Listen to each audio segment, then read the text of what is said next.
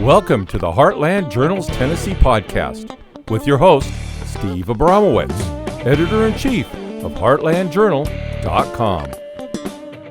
Howdy, y'all. Welcome back to the show. I'm Steve Abramowitz, and this is the Heartland Journal podcast. If you like what you hear, please subscribe and pass it around. We only grow with your help. Thanks for doing it. On this show, we're focusing on our nation today with always an interesting person making a positive change in our community, where I interview people who are making an impact and are lovers of truth. Today, we are talking with special guest Brian Williams. No, not the fired news anchor, the movie executive producer.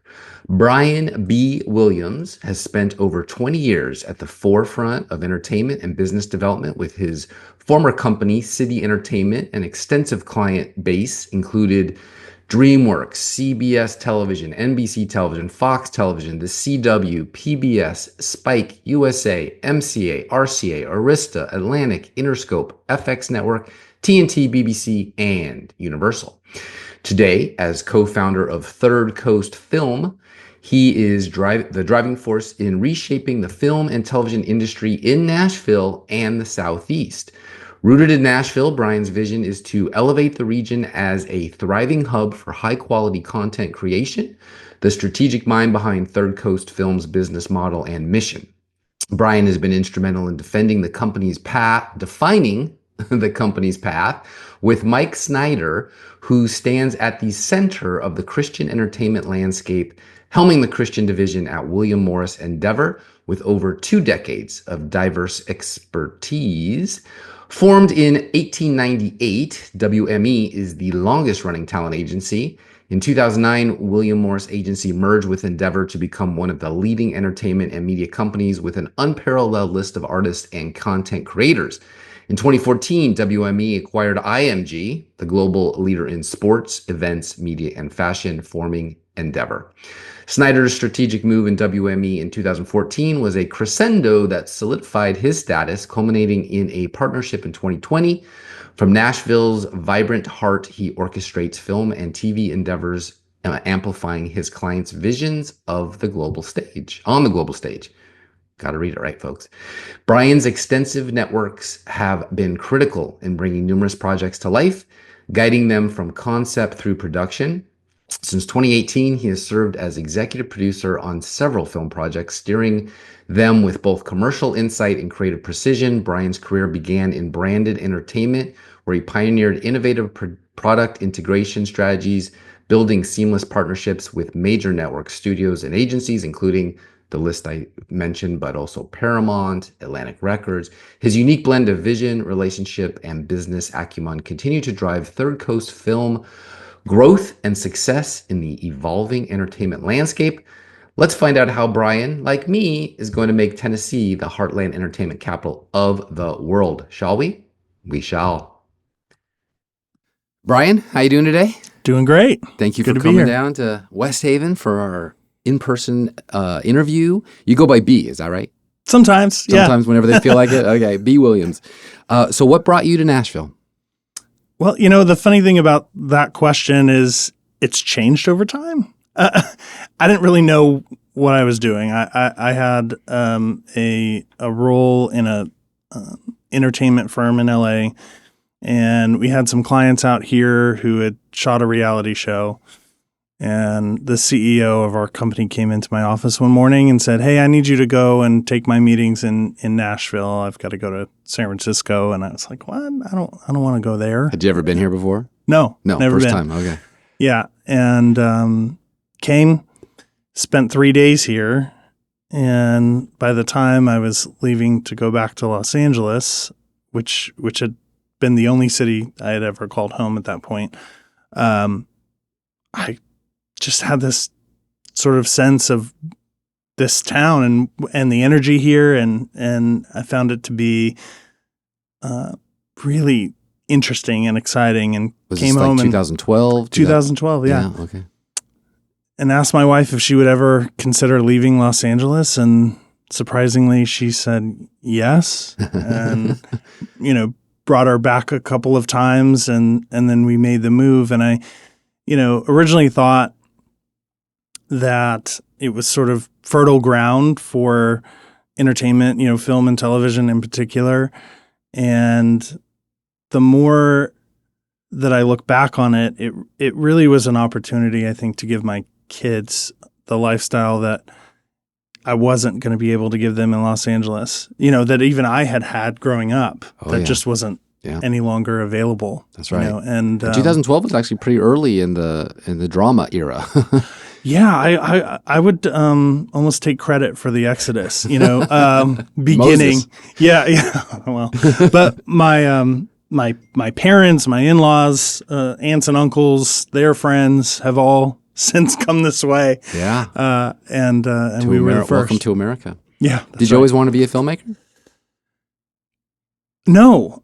I went to school. I went to Loyola Marymount in Los Angeles and studied marketing and communications and thought, maybe I would be, work in marketing for, some kind of corporation. And I kind of tripped and fell backwards into the business. While I was in college, I was working at Verizon right in Santa Monica, selling cell phones and when was this? What DSL. year? This would have been, 2003, about 2003. Okay. Yeah. And 10 years after I graduated from USC, so I was out of there by then. No kidding. And so what would happen is I'd get these individuals coming in and needing, technical help with cell phones, or, they'd want me to come to their offices and help them, set up their internet or make their email work or whatever it was. And so that's how I started building relationships in the entertainment business. And there was a couple of producers that had just had a couple of hits. They did Catch Me If You Can with Leonardo DiCaprio and Spielberg, and then Tom Hanks. iRobot with Will Smith. And, they were having quite a run. And they said, hey, we've got this little thriller movie that we want to do. And what if you wrote a marketing plan for it? And I said, well, I'd never done that before. And they said, well, look, write it. And if it's any good, then we'll pay you for it. And that was sort of the beginning of it for me. I ended up getting brought onto the project, and there was a gentleman who was running a product integration firm, and him and his partner were splitting up. He was starting a new company that was going to be housed at Lionsgate. And, he said, well, why don't you come on board and do this for me? Basically building marketing campaigns and things that would help kind of bridge the gap between Madison Avenue and Hollywood, where we would basically take scripts, read through them, find out what kind of products would naturally fit into those storylines. And then I would work with the writers and producers and directors to figure out how to creatively do that and not make it look like a commercial. We're talking about like sizzle reels or trailers or slide decks that you show around to try to get like what all that. All of that. Okay. Yes. So but then we were actually putting it into the storylines of those film and television properties. Okay. And we started initially doing it for Lionsgate and a lot of their TV projects. And then by the time I left there, we were working with virtually every studio and network you could think of. Yeah, I read your long list of connections as pretty much everybody. And then you integrated movies into video games, which is a much bigger market than even movies. People don't understand that. But what was that experience like? Well, that was sort of, now they call it, I think, Silicon Beach, but it's that area of Playa Vista. EA Games came in there. And so we started, looking at ways that we could bring brands into those games. And, it was a kind of a Wild West time. There weren't formulas for this. Yeah. The ad agencies didn't really know how to value what it was. And so we were just kind of swinging from the hip and creating those deals and trying to, build models that would give ad agencies a way to determine eyeball value, Wow. based on how many people are playing or viewing or whatever it was. So it was a Yeah, really I mean, fun time. you've been present at the creation of like two very significant eras, let's just say, of entertainment world, the integrating movies into video games, the bigger market, and the Nashville Renaissance. And we're going to talk about that, hopefully. So explain to us the difference between working in the studio system these days and the individual investor market to fund films. What are the pros and cons to each way to get things done? Well, the studios, when they decide to do something, they can just do it. The problem for filmmakers or producers is that, they have to conform to whatever the studio says they want to get out of that particular script or product. In the independent world, you got to be scrappy, and you have to probably, hear 50 no's before you get your one yes. But once you do, if you can sell that vision, then you have all the creative flexibility that you need to make films that have impact, that cater to audiences that Hollywood often ignores. Yeah. And that's the part of it that's really exciting for me. And to sort of fill the void or the vacuum of where the creativity is, right? Because the studios aren't making innovative, creative stuff. They may have more money to do their FX, I guess, like never before seen Matrix or something like that. But where you're coming from is down here where the story can still be told, and you do it on maybe a smaller budget, which makes you have to stretch it and make it more like the old days, like Casablanca or Apocalypse Now, filmed on the fly, and better quality product. I think so. I think we actually are, both in terms of our market here in Tennessee, but on a broader basis, seeing what is the beginning of a independent renaissance. I mean, the appetite for content is probably has never been greater, but you're seeing a lot of falling stock prices with the traditional studios and entertainment companies, and they're, as you suggested, putting out a lot of remakes and also rans and things like that, reboots, and prequels, and spinoffs, and ballerina, playing it safe, or at least they think so. And so this is the place where you really get to fish in a pond of creativity, with all the storytellers that are here and in the surrounding areas. Find amazing untold stories, and that's what we're really focused on. It is really amazing how everybody's sort of come here like a magnet, just like that. Can you share the origin story of Third Coast Film and what inspired you to establish a production company in Nashville, a city known more for music than film? Sure. Well, there's an agent at William Morris named Mike Snyder who runs the Christian media department there. And, we had gotten to know each other well over the years and had a similar vision for what a production company in Nashville should look like in terms of reflecting the current entertainment economy, our infrastructure, or in some cases lack of infrastructure here, and really what could be done to start to build a community around, let's call it heartland filmmaking, right? And so, yes, please. So he and I kind of came up with this concept for Third Coast Film, and he had some experience in building a production company with a previous iteration of Third Coast Film called Third Coast Content, interestingly enough. And what we realized was we didn't really need to be another production company that focused on having edit bays and a lot of physical infrastructure. And, there's a lot of really great companies in town that do that kind of work. What we wanted to do was focus on all the other elements of filmmaking that aren't really built up here the way that we would like it to see. So, we focus on development, which can be, the idea of a story, or maybe we're working from a script. Packaging, which is where we work with the agency to attach, directors and actors and all that. Financing.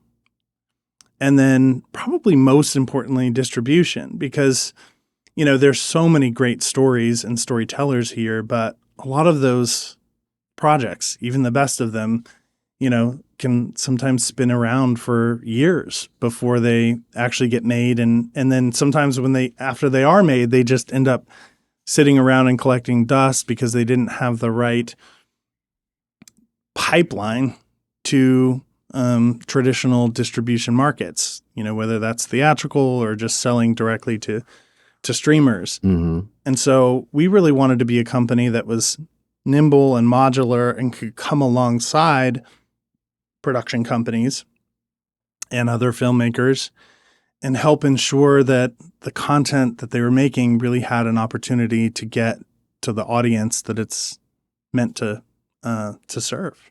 That's what I've learned, is that the film distribution is the key to everything. You can have a wonderful story sitting there, and if it can't be distributed, it can't be distributed. So that would be like securing deals with Netflix, Amazon, Hulu, which is sort of like a gatekeeper or a bottleneck, really. Some of the things I would love to hear more from your perspective, but like you got your sales agents, your aggregators, your film festivals, your exhibitors, your distributors. There's the theatrical release, streaming platforms, TV. Of course, you could sometimes sell DVDs. I don't even have a DVD player anymore. Video on demand, of course. So what's your observation of the evolution of the distribution of movies these days? Well, it's changing so fast. I mean, if we were to do this podcast a year ago, my answer would be different and probably different a year from now. I think, you have just a few years ago, we were talking about a la carte programming, this idea that, if you're a consumer, you can sort of pick individual networks or streaming services that you want to subscribe to, as opposed to the giant cable package, right? And so we saw all those things broken apart. But then by the time you get all 10 of the ones you want, you're paying double what cable was, right? For sure. And then now they're all being sort of repackaged and delivered, digitally, as opposed to through satellite or cable or,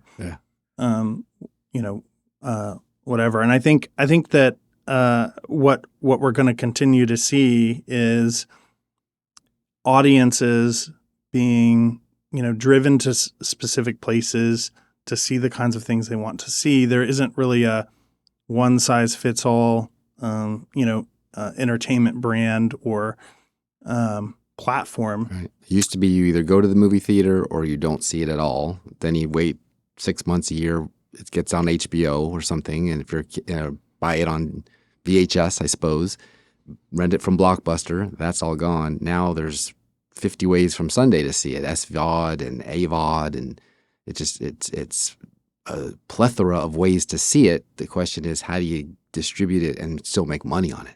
That's right. Yeah, and that is the tricky part. I do think that, we're seeing a little bit of a resurgence in the theatrical market. I think that people post-COVID are looking for out-of-home experiences that they, can go and be a part of something. And that's true not just of the blockbusters, but also independent films that have, some sort of cultural value. That's why studios like Angel, for example, have come onto the market and grown so quickly. It's because, they're putting content out there that Hollywood doesn't want to make. Right. And, the consumer is saying, like, I want to be a part of that. I want to support that, and they aren't limiting themselves to one particular genre or type of movie. They're really answering to a broad spectrum of, ignored consumers. Yeah. And do you feel that there actually is a market there? Because, like, for example, some of the old rock and roll folks, like no offense to him, but say John Bon Jovi, he came out with a country-ish type album because he realized they still buy the stuff. The rockers are just getting it for free on Spotify. They don't, you're not making a living at that. Do you think there's a little bit of that going on too in the movie business, where they're still looking for the buyer in the market that didn't used to exist anymore because it streams, it's free, it's like water at the fountain? I do think that there's a different level of loyalty amongst consumers that really recognize that it's hard. It's hard to make a faith-based movie. It's hard to make a movie that isn't woke, right? So those are the ones that get greenlit, right? Exactly. So I think what the opportunity is to sort of bring those folks into the fold and say, hey, we're trying to create the kinds of storytelling projects that are going to encourage you and give you something that you can watch with your kids, with your family again, those kinds of things. Which is it's so interesting because Disney, when they made family-friendly stuff, they showed that it's very profitable. Some of the biggest, Beauty and the Beast nominated for Best Picture, but then they decided, forget that. We're going to go with the junky stuff and all these bombs in a row, from Superman to, the list goes on. Or even destroy their classics like Snow White. So it seems like the history of film moved from LA, I guess New York first, to Burbank Studios like Disney and MGM, Paramount now, sold to Skydance, and that whole mess. And then went to Japan, Sony, and then Korea Money, and then China. And now it's kind of wide open for independents like you. Absolutely. And like you said, with your family moving here, are you also attracting the good talent here too, to say like, I want to work with Brian instead of Michael Ovitz or I don't think he works anymore, but CAA, whatever, Katzenberg out there in Burbank. I think are they coming to you now instead of you having to bring them? Without question. Okay. I think every week, we're finding one or two meetings on our calendar, which is somebody who's just arrived, and is looking for how to connect, how to connect to the business, and it's really sort of universal, meaning it's actors, it's writers, it's editors, it's DPs. I mean, the things that for a long time we had to search other markets, to find. Yeah. You'd have to go to Georgia or North Carolina, but they're living here. And that to me, I think I've seen a major shift over the past 5 years. Really, I mean, there was a slow but steady, increase in those people coming to town leading up to COVID, but that just accelerated it. Yeah. I mean, I think people were just sort of like, I got to get out of here. The Great Migration, yeah. Yes. And getting out of California, they are the ones who lost the most people. One more question on the same thing, but they've had so many flops in a row. I don't get it. I mean, you're a business guy. I'm a business guy. It's just like, if you don't make money, don't do that again. Like, learn your lesson and stop. But if from Snow White to Captain America, for every Top Gun Maverick, there's like 4 or 5 Fantastic Fours, which is bombing as we speak. Mm-hmm. And they lose millions. I mean, this is why there are layoffs happening right now, I think, at Paramount, besides the acquisition. That's got to play into your hands, right? So some of these like $100-200 million net worth actors and actresses, they're like, yeah, I'll work in an independent to keep it going.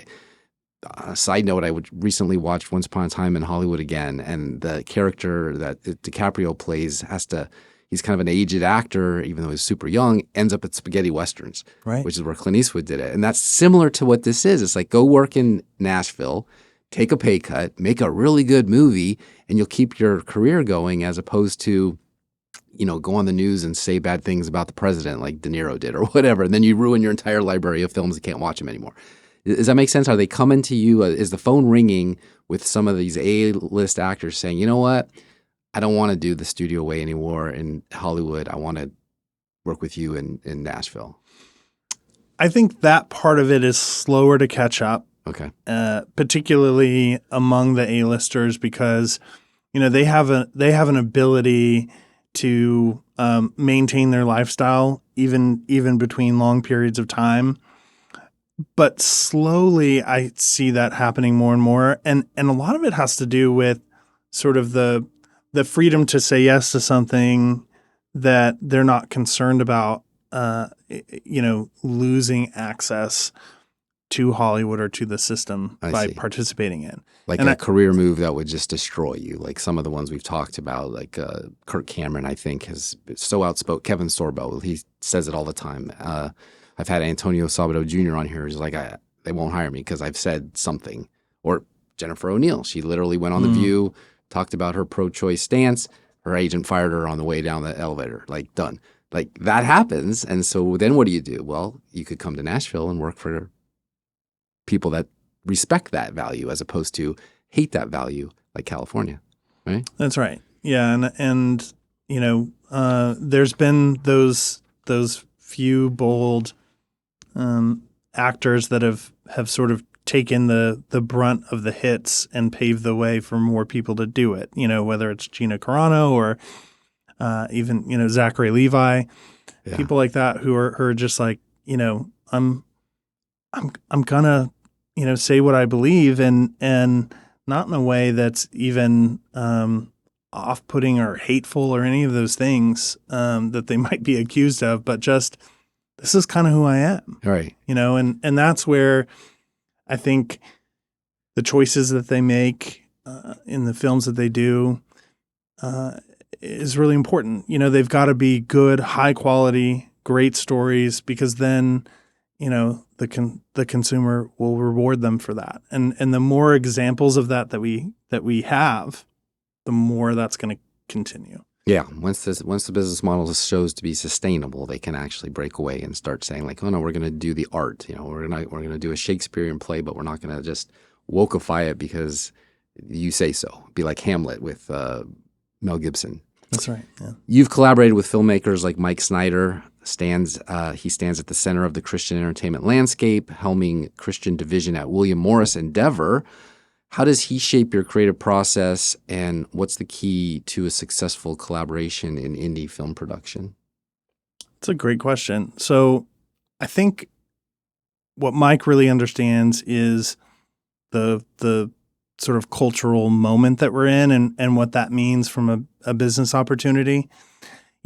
People are always kind of like shocked to hear that WME has a Christian media division. They have everything, right? They do, and it makes money. So exactly, yeah. At the end of the day, that's what they're about, right? And so I think he's been a great torchbearer, to sort of take what's happening on the ground here, and then work with our filmmaking partners to build those relationships back with, I say Hollywood, but whether it's independent distributors or having those conversations with the Netflixes of the world that says, hey, this may not be reflective of 90% of what you put on your platform, but there's a really big audience that are going to show up and support it. Mm-hmm. And so he's really been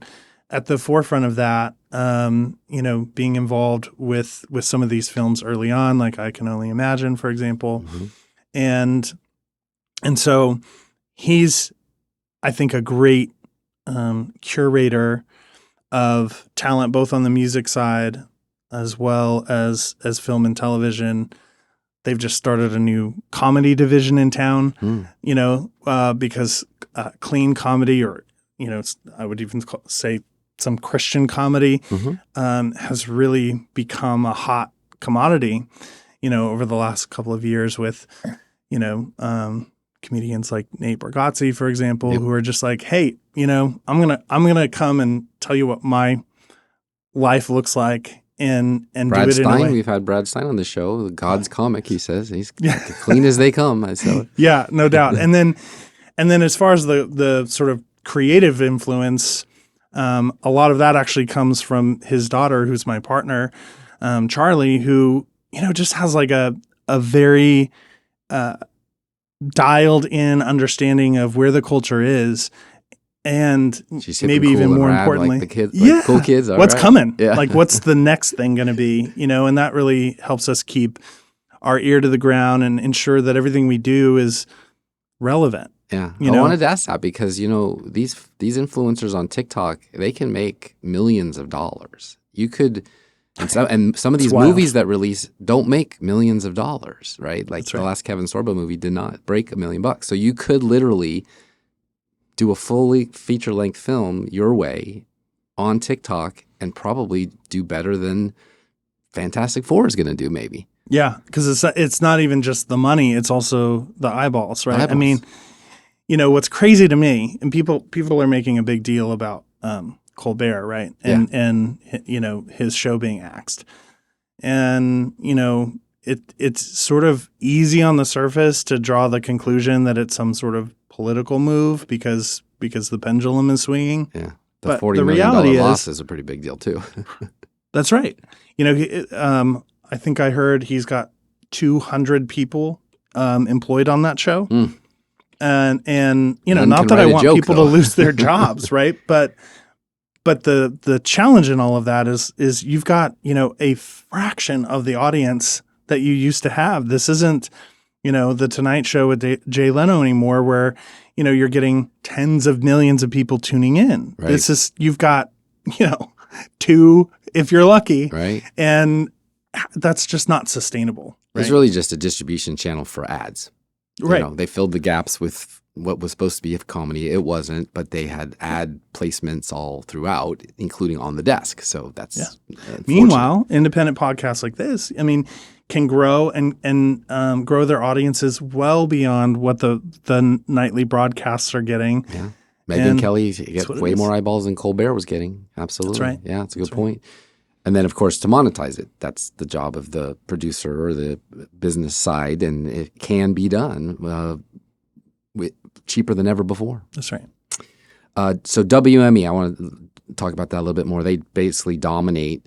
Do they give you a leg up when it's time to cast the movies because they just basically have file cabinets full of people waiting to go to work? That's right. I think that is the connection point for us. Like if we were just an independent production company in town, we might have the best scripts and the greatest IP, and I would argue that we do. But if there isn't a way, right, to connect it to meaningful talent, if there isn't a way to tell that story to a broad audience and monetize it, as we're talking about, then it really doesn't have the ability to proliferate. I think country music is a good example of a genre that was much bigger than anyone even realized, or sort of the general market realized. Mm-hmm. And so it had slowly grown and then basically took over radio. And I think we've got an opportunity to do that with film and television as well.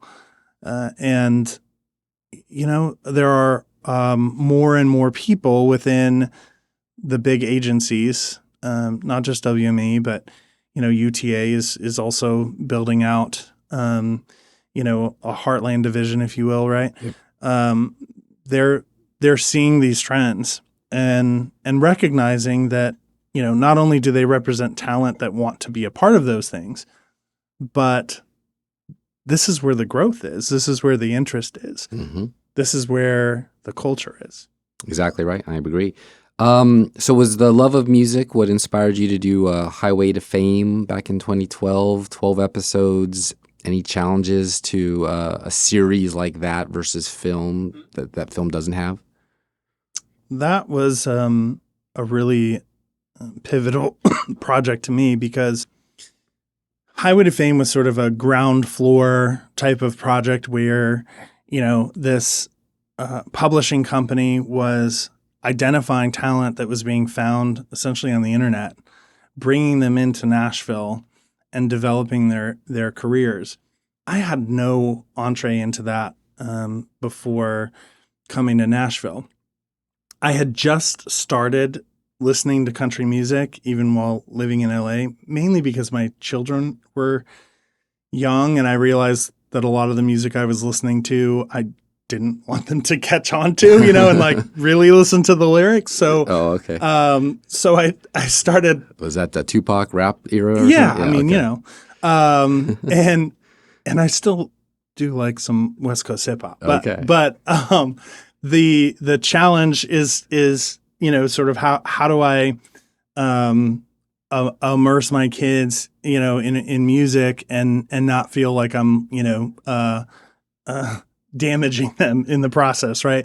So when I came to Nashville the very first time, it was actually to meet with the company that had started the Highway to Fame project, which was an unscripted reality show. And our company in LA was representing it to advertisers.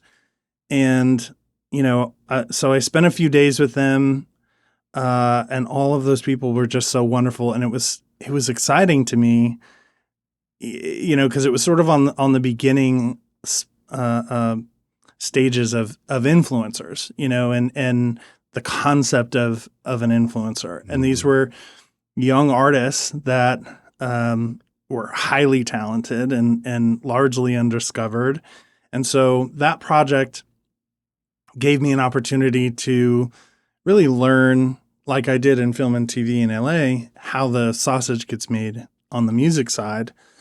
And so it was just exciting and fun. Yeah. And it's funny that you bring up hip hop because, the East Coast, West Coast rivalry turned deadly and it was pretty bad. Sure. I'm curious, do the folks back in LA are they starting to look at East, well, they call it Hollywood East now, Nashville is like a serious competitor, or do they still look down on you? We had Mike Blanton on here. Yeah. He was Amy Grant's, discovered her, his agent, her manager, and they went back to, I can't remember the label in LA, and they were just treated like hicks, like terrible. Like It was not nice because the Christian music division was subpar.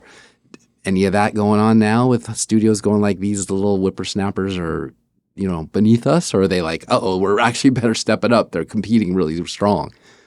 That's a great question. And I think, Nashville has done a really great job of putting themselves in a position where they don't have to rely on or care that much about, what their counterpart labels are doing, in those other big markets. I think they've recognized that if we just do our craft really well, then we have the consumer and we have the streaming numbers, and and sure enough, Beyonce makes a country album, right? Terrible. No comment. Don't go there.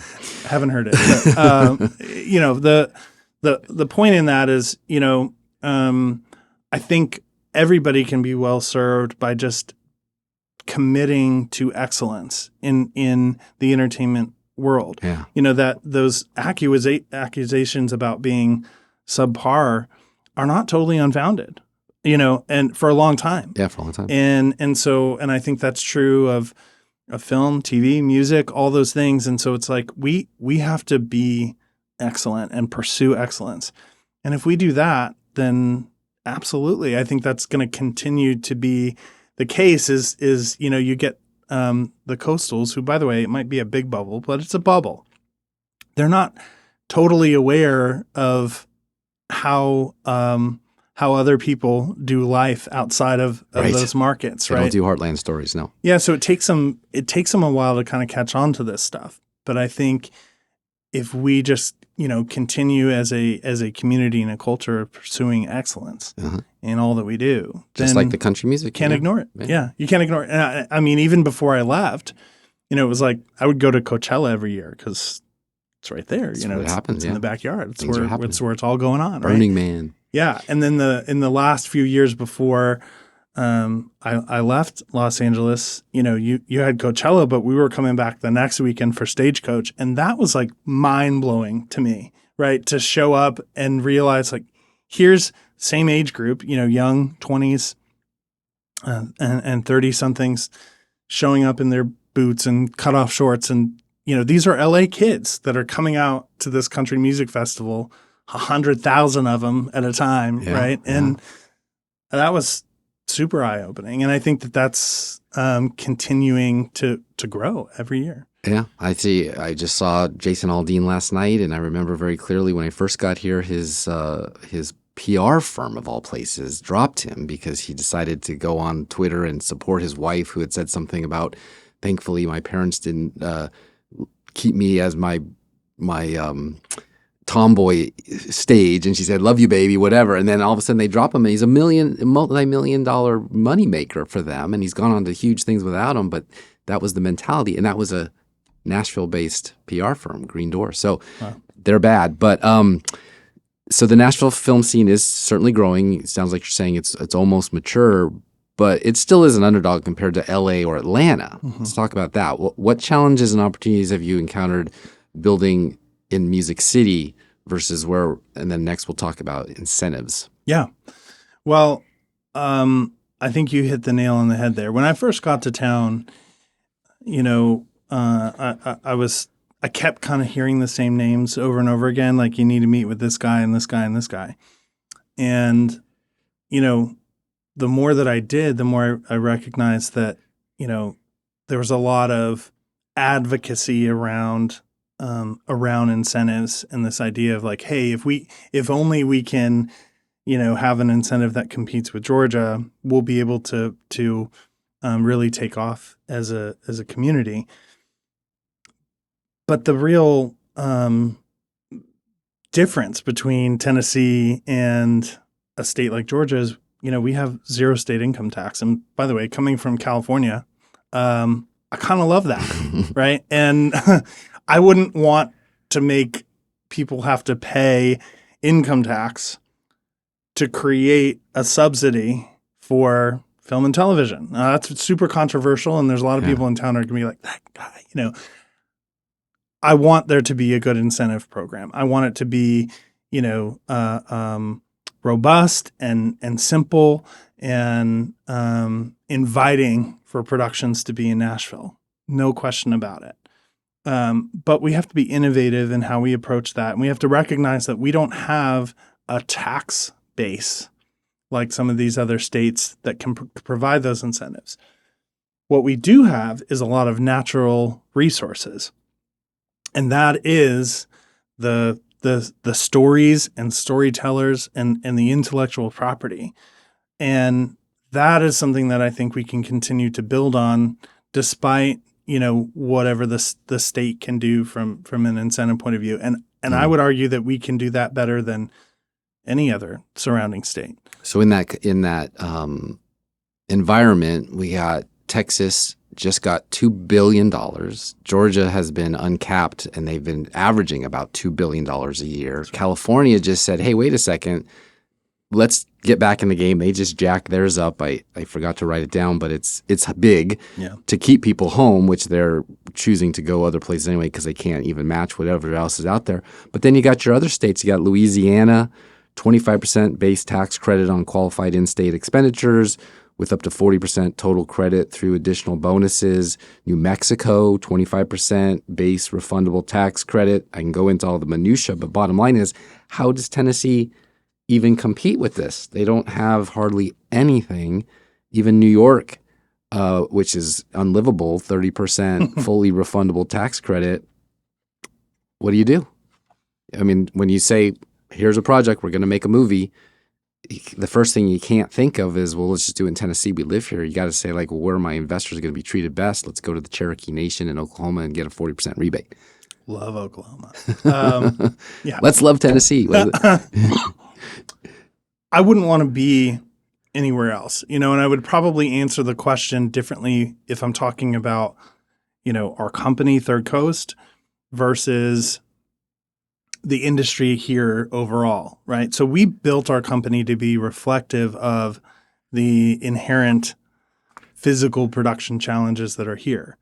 And so what we do is we focus, as I kind of said at the outset, on the development components of filmmaking, which is really, really important.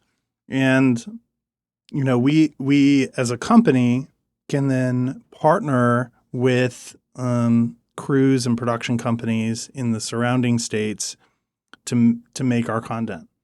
Do we want to make more in our own backyard? Absolutely. Do we know that we're also going to have to work harder to make those numbers work? Also, yes. And so, it's important for us to be flexible and continually try to prove out the value of having in-state production, right? So our entertainment commissioner, Bob Rains, knows this. He understands it. And he does a very good job of compiling a lot of data and constantly making the case to the legislation that, there's an economic value to supporting production in state. Mm-hmm. Especially tourism money. No question about it. $32 billion last year alone, and only $3 billion of it was whiskey tours. Yeah. Let's make some movies about whiskey tours, and guess what? You got a lot of money coming in as tourists. No, you're right. And so, but that's a case that they continually have to try to make because, again, there isn't this pool of income tax that other states like Georgia use to sales tax and property taxes are the two biggest ones in the state. And those are pretty high. Yeah. But I think a big part of the story that needs to be told around incentives and the advocacy for better incentives is, to help the legislature understand that it isn't about importing. I think when you look at Georgia, it's an import-based system. In other words, they're thriving through their incentive by getting Hollywood to rent out their studios, make their films there, right? The case we have to make is it's not about importing or subsidizing Hollywood because, in a red state, that doesn't jobs. fly. Like, Yeah. you know what I mean? Right, totally. The legislature is going to be like, that we don't want to do that. Yeah. That goes against everything that we believe in. So you have to make the case that it's about exporting our values. Right. Right. And the better we can do in telling that story and then actually doing it, right, by putting out films that are reflective of solid family values and, American grit and all of those kinds of things that we're known for here. Heartland. To get the rebate, it needs a checklist that says that, yes, this is an actual Heartland, salt-of-the-earth, Tennessee-based value story, not, we snuck in, some premarital sex or whatever they don't want to have. These are farmers who were in the legislature in Nashville. That's right. That which is very fascinating. And that Bob Rains, by the way, put out an economic report, just a brand new one. All 95 counties have a production going on all the time, so they'll do it even without incentives. They want to do it here, whether they have their house here so they don't pay the income tax and decide to go over to Oklahoma to make their movies, or Texas has a rule it's got to be 60% shot on in Texas. But then for my life, I watched in the late 80s the golden era of Hollywood.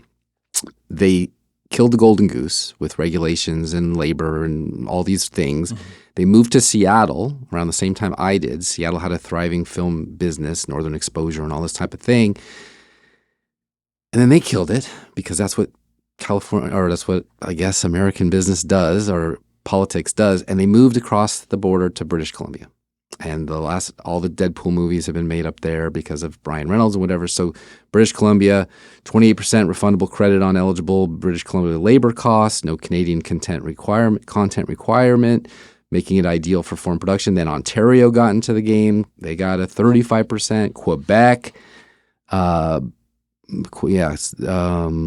others, right? And then, of course, there's Prague and there's other places around the planet where you can do better. Greece, Ireland. Etc. UK now, yeah. Even there, yeah, everyone's kind of gotten the message that this is a really good thing. And so back to Bob Rains' economic report, 8 ROI. if Tennessee gives $1 towards a credit of production, they can expect $8 of economic output from that. There's not very many government subsidies that you get that kind of return for your buck. So there's no reason why they shouldn't do this. It really should, especially since there's so much demand, so much content. What is your experience with international? I think it was Rob Lowe who just went viral on a podcast saying that it was cheaper to take the whole crew to Ireland than to go across the street from his office in Burbank to do a show like he used to do Parks and Rec. That's crazy. But what's your take on international at the moment?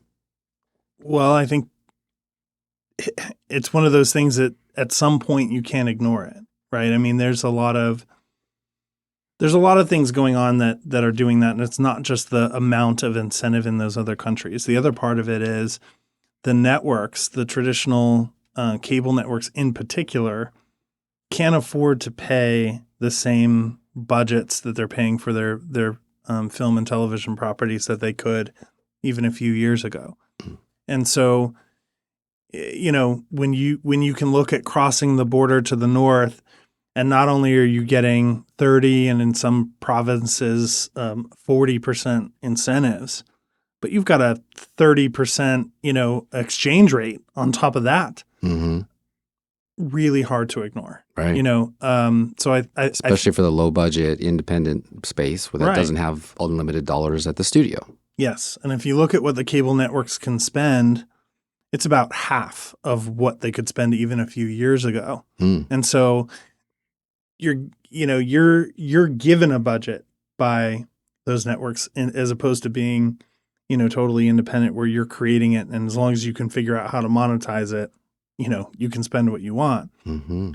The networks and the streamers will say, here's what you got, right? So if I'm running the numbers, it's really hard. Yeah. It's really hard. Especially with the investor model we talked about. They want a better return on their investment, and if you're giving all of it to the government in taxes, not going to be such a great return. Yeah. And then new places getting into it too. I mean, one of the most secular companies I think on the earth is Amazon, and they bought MGM, and they literally greenlit The House of David second season now. I think it was $100 million budget for the first one, $100 million for the second one. So almost $250 million already sunk into a faith-based thing. And so guess what? The UAE figured this out.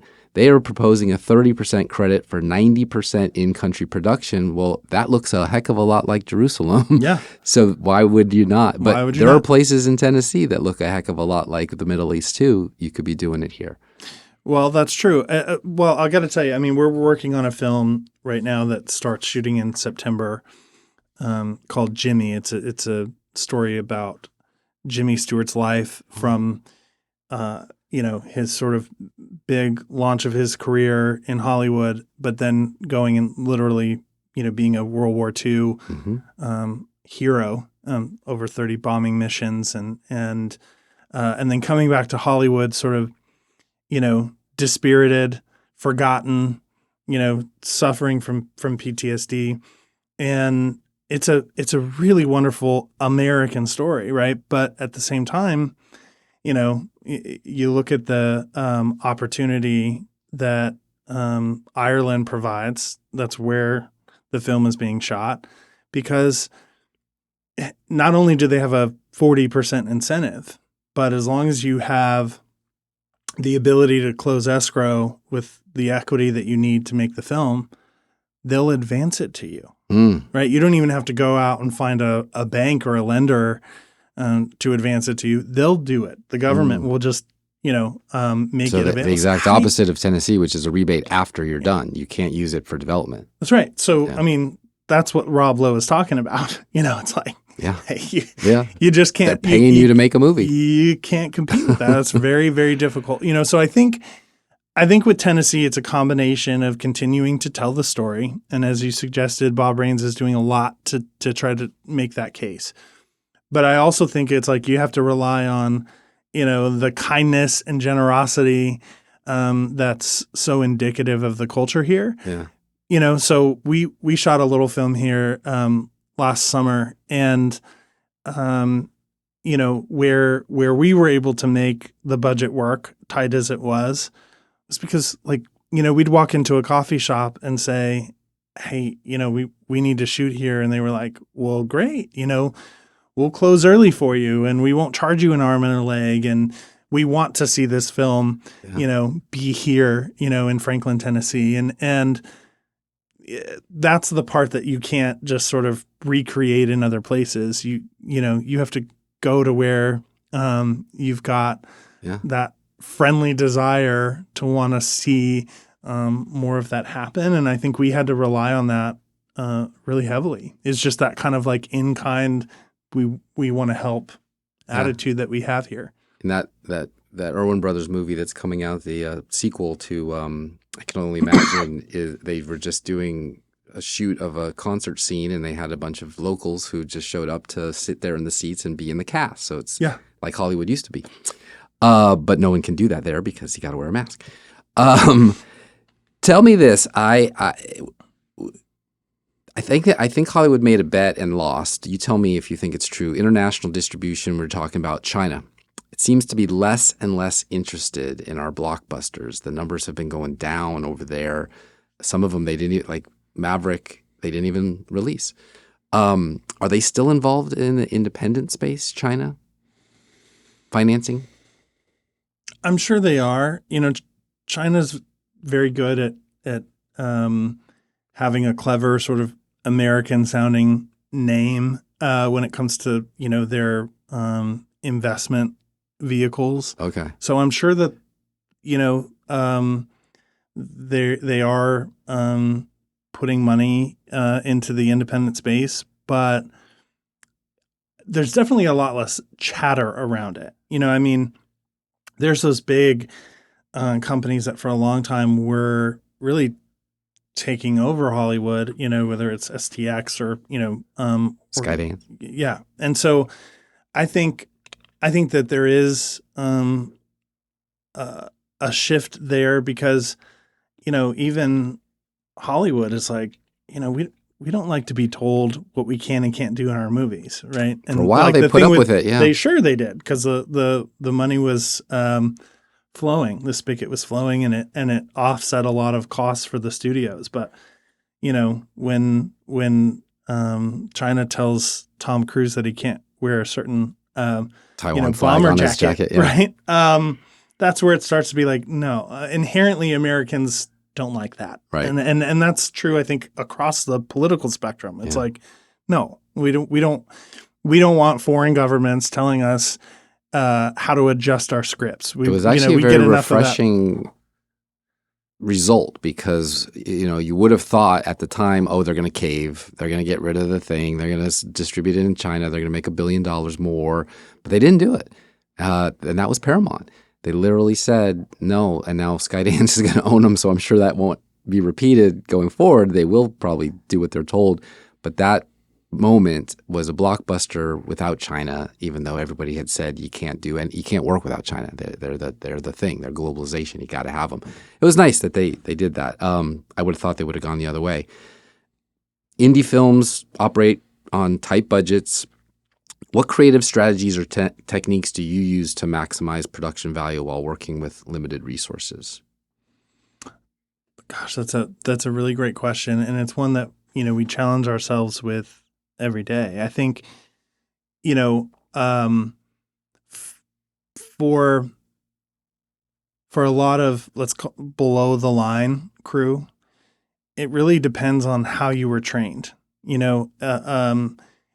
I think it's every bit as difficult to make, a smaller independent film as it is to make a big film because you are limited in everything from VFX to music. And how do you make it, feel of great quality if all you can do is pull from a library catalog, right? Mm-hmm. Make it look like a big budget on a small budget. That's right. Yeah. And so I think that's where it, again, goes back to relationships, and if we as a company build trust with, composers, with post-production companies, with, people in town who are sort of, in it for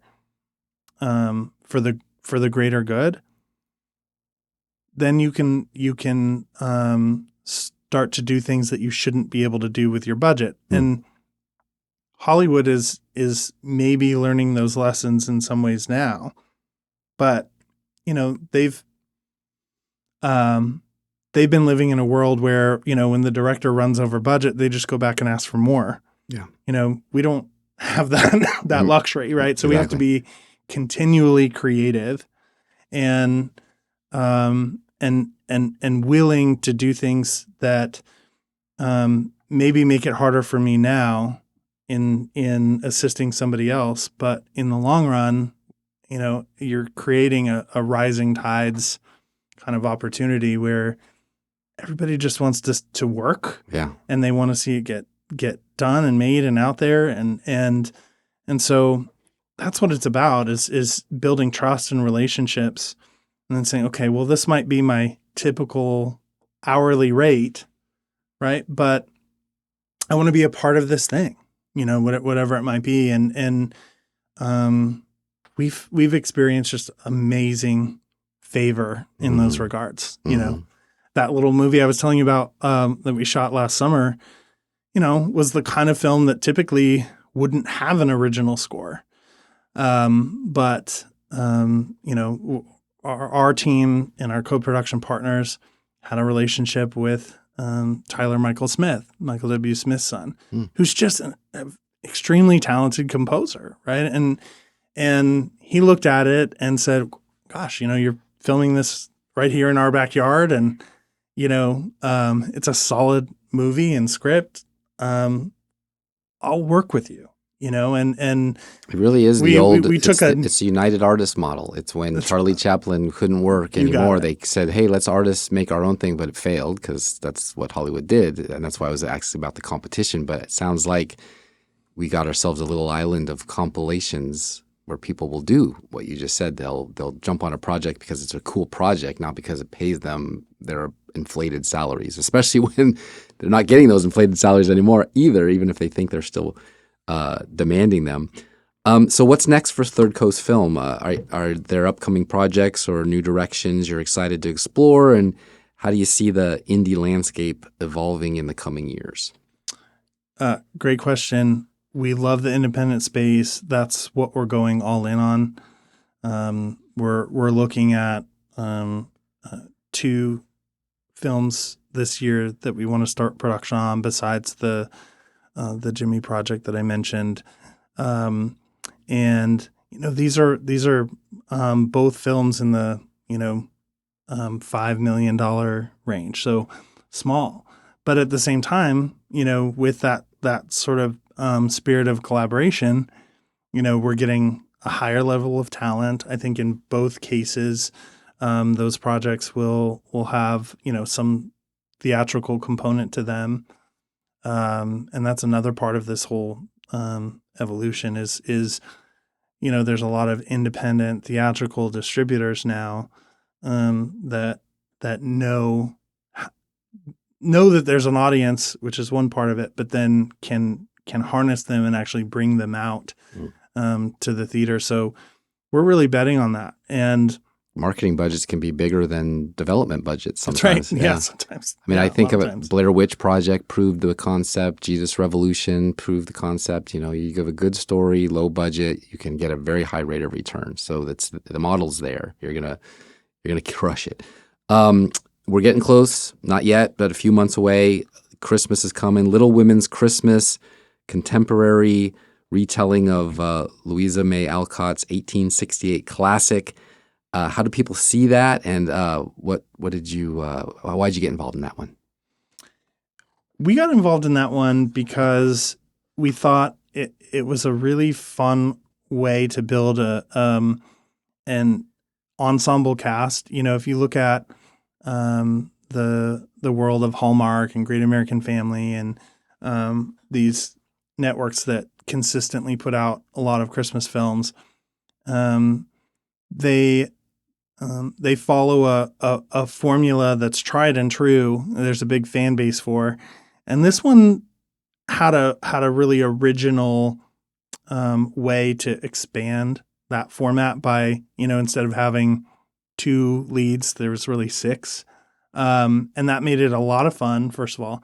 The second part of it was we knew that this was going to be a film that would that we were going to shoot in Tennessee. So that was important to us is getting, as a company, our feet wet in both the opportunities and the challenges that exist with shooting here. And so I think we were motivated by, a good, solid story, one that has a lot of, history with the Little Women book and all the movies that have been made around it over the years.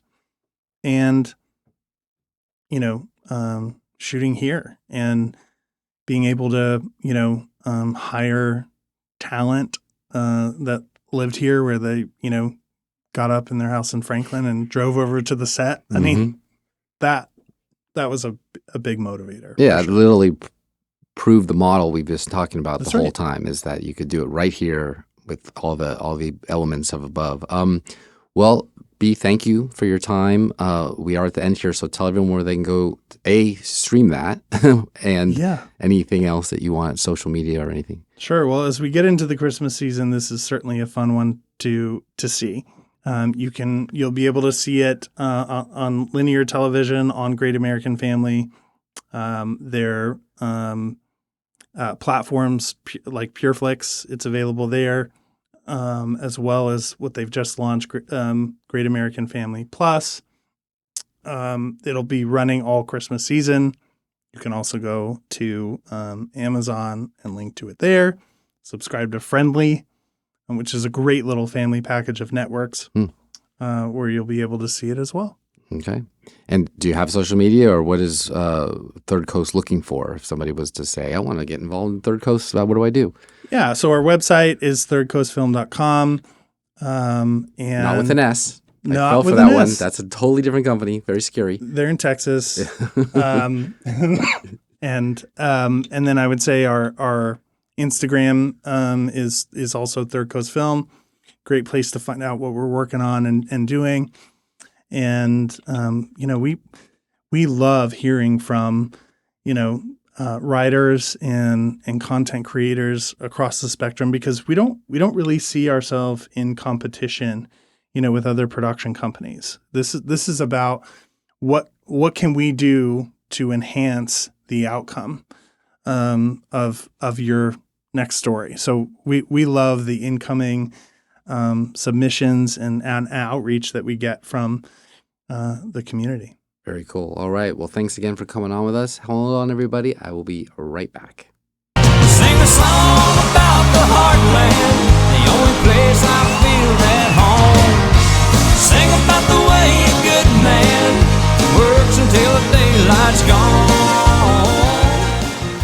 Thank you for coming back. It is that time to remind everyone to subscribe to heartlandjournal.com. That's how we grow and keep this content free for you. Now, a little Heartland Journal news. I've been pretty hard on American judges this year, mostly because I saw for myself in the Seattle King County Attorney's Office how soft on crime they were, and criminals were in and out of booking sometimes 3 times in the same day. Cops were sick of it, and sure enough, once out on the streets, they reoffended.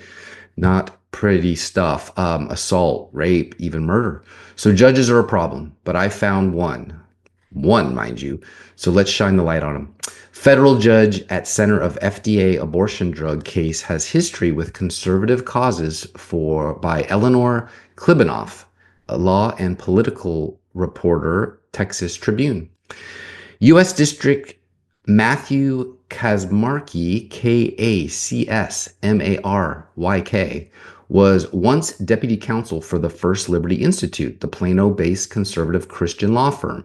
When anti-abortion groups wanted to challenge the Food and Drug Administration's approval of an abortion-inducing drug, they didn't file the lawsuit in Maryland, where the FDA is headquartered, or in any state where the pill is still legally prescribed. They filed it in Amarillo, a Texas city that didn't have an abortion clinic even before the state all but banned the procedure. But Amarillo does have a federal courthouse with, importantly, just one federal judge presiding. U.S. District Judge Matthew Kaczmarski hears 95% of the cases filed in Amarillo. Before Kaczmarski was appointed to the federal bench by President Donald Trump in 2019, he was deputy counsel for the First Liberty Institute, a deeply conservative religious liberty law firm based in Plano. Under his leadership, First Liberty was involved in several legal fights over reproductive health care, including trying to block the contraception mandate, which required health insurance to pay for birth control. Kaczmarski himself has been outspoken in his opposition to LGBTQ rights. Since Kaczmarski joined the bench, the Texas Attorney General and private litigants have brought their most contentious suits to Amarillo, largely with the desired outcome. He reinstated the Trump-era Remain in Mexico policy on behalf of Texas. He struck down efforts from the Biden administration to protect LGBTQ workers and trans youth, and he ruled that a longstanding federal program that gives teens confidential contraception violated state law. The Alliance of Hippocratic Medicine, the anti-abortion group challenging the FDA's approval of mifepristone, is based in Tennessee. But the group incorporated an Amarillo outpost in August 2022, records from the Texas Secretary of State office show, 3 months before filing the lawsuit. One of the plaintiffs is a doctor from Dumas, north of Amarillo, who claims he and his patients have been harmed by the FDA's approval of the medication. Kaczmarski attended Abilene Christian University and the University of Texas School of Law before working in private practice at Baker Botts and serving as an assistant U.S. attorney in the Northern District. In 2014, he joined First Liberty Institute as Deputy General Counsel. First Liberty, formerly the Liberty Institute, is a religious liberty legal group based in Plano. Its attorneys have argued several cases before the U.S. Supreme Court, including one in which the High Court found a school district discriminated against a football coach who prayed on the sidelines after a game. Remember that? Joe Kennedy. At First Liberty, Kaczmarski challenged the Affordable Care Act's requirement that health insurance plans cover birth control and emergency contraception like the morning after pill. In a lawsuit, First Liberty argued that providing these medications, which they said were abortion-inducing, violated the plaintiff's sincerely held religious beliefs. First Liberty settled the suit in 2017 after the Trump administration amended the requirement to exempt those with conscience-based objections to providing contraception. Our clients have been litigating against the government's effort to punish business owners and ministry leaders for following their religious beliefs and moral convictions since 2013, Kaczmarski said in a statement at the time. As President Trump recognized, it is time to reaffirm America's leadership role as a nation that protects religious freedom for everyone. In 2015, when the U.S. Supreme Court was considering whether states must allow to recognize same-sex marriages, Kaczmarski penned an essay in the National Catholic Register entitled The Abolition of Man and Women. He argued sexual revolutionaries had desecrated marriage by allowing no-fault divorce, discriminating adultery, and legalizing contraception and abortion. If the Supreme Court undid the final pillar of marriage law, that it be between a man and a woman, it would lead to a clash of absolutes between religious faiths that see gender as a binary and LGBTQ communities who believe, in Kaczmarski's words, the human person is more like a pluripotent cell whose sex and sexuality are subject to autonomous self-definition. In 2016, Kaczmarski advised parents who successfully challenged new policies at the Fort Worth Independent School District, allowing students to use restrooms and pronouns aligned with their gender identity. Quote, "This is not diversity but displacement, the absolutist imposition of a sexually revolutionized view of the human person without any accommodation for religious dissenters who may have a different view of man and women, male and female," Kaczmarski told the Daily Signal. Kaczmarski has volunteered for a number of conservative candidates in Texas, including Governor Greg Abbott and Senator Ted Cruz and John Cornyn. He also founded the Fort Worth chapter of the Federalist Society, a conservative legal organization that played an outsized role in choosing judicial nominees during the Trump administration. Many of Kaczmarski's anti-abortion, anti-LGBT stances were raised during his judicial nomination process. Major LGBTQ advocate groups opposed his nomination. U.S. Senator Jeff Merkley, a Democrat from Oregon, said it was really hard to imagine anyone who was less qualified to sit on the federal bench. Every American deserves judges on the bench that protect their constitutional rights, not one that will try to rip them away, Merkley said in 2019. Kazmierski, former First Liberty colleague Jeff Metier, lost his shot at a federal judgeship after his comments calling transgender kids part of Satan's plan came to light. But Kazmierski was confirmed on a 52-46 vote and began his lifetime appointment in June 2019. In his Senate hearing, he vowed to be fair. As a judge, I am no longer in the advocate role, he said. I'm in the role of reading and applying with all good faith whatever Supreme Court and Fifth Circuit proceedings is binding. Why so many cases end up in Amarillo? It's not a coincidence that this reliably conservative judge ends up hearing controversial cases brought by right-wing law firms, private litigants, and state of Texas. It is very common for lawyers to file in the district that gives them the best chance of victory, but the design of Texas's federal judiciary makes it easy to judge shop, all but guaranteeing a specific judge will hear a case, said Steve Vladeck, a constitutional law professor at the University of Texas at Austin.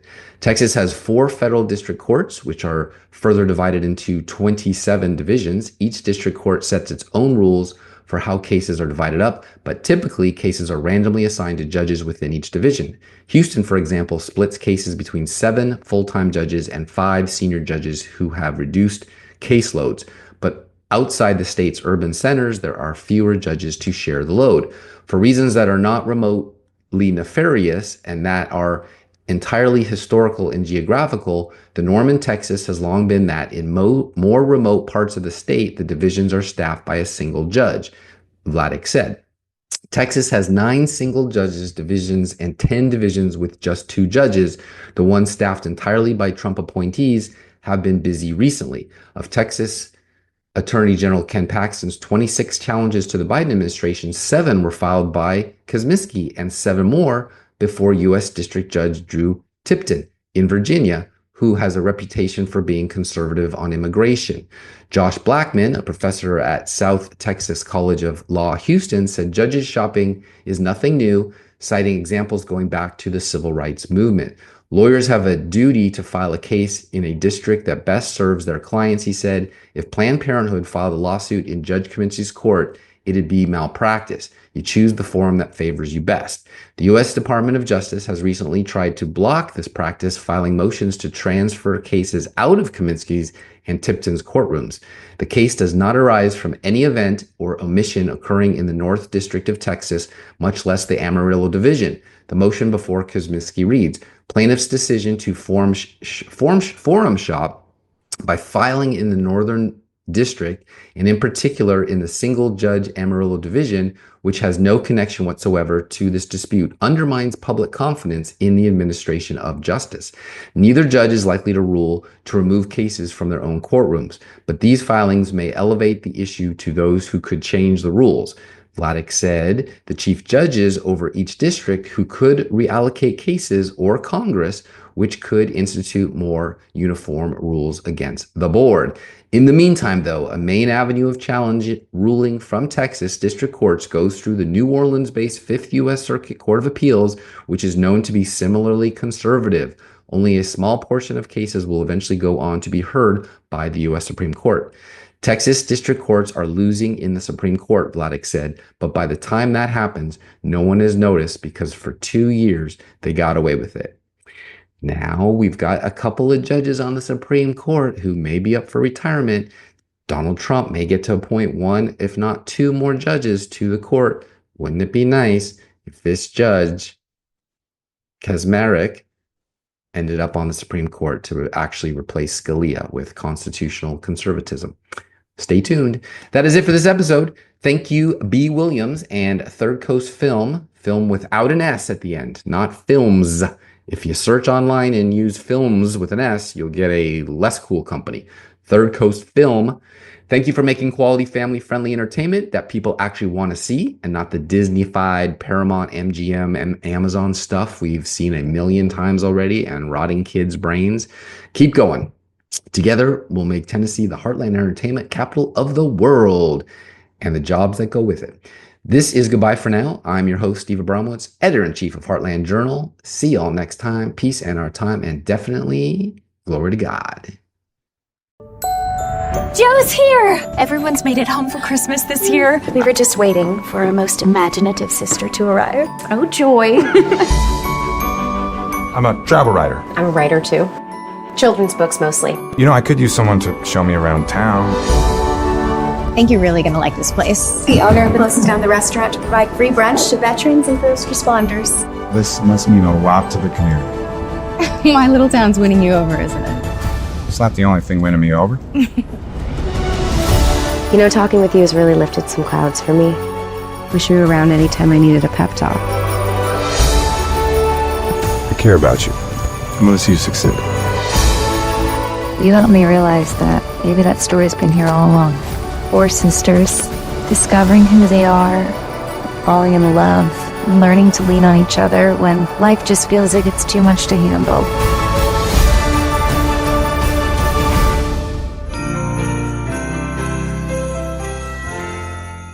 Yeah, I've been dreaming of the wild, wild plains, walking where the pine trees dance.